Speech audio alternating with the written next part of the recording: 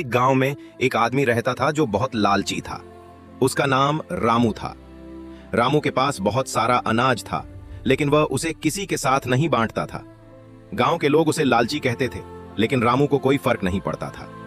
एक दिन गांव में सूखा पड़ा, बारिश नहीं हुई और फसलें सूख गईं। गांव के लोग भूखे मरने लगे। रामू के पास अभी भी बहुत सारा अनाज था, लेकिन उसने किसी को भी एक दाना भी नहीं दिया।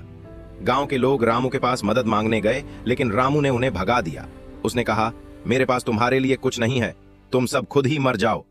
गांव के लोग निराश होकर चले गए। वे जानते थे कि अगर उन्होंने कुछ नहीं किया तो वे सब मर जाएंगे।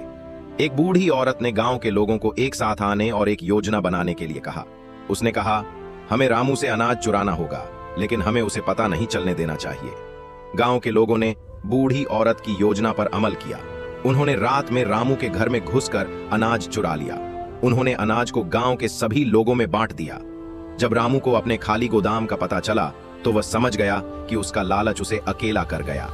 गांव के लोग भूखे मरने से बच गए। उन्होंने रामू को सबक सिखाया कि लालच बुरी बला है।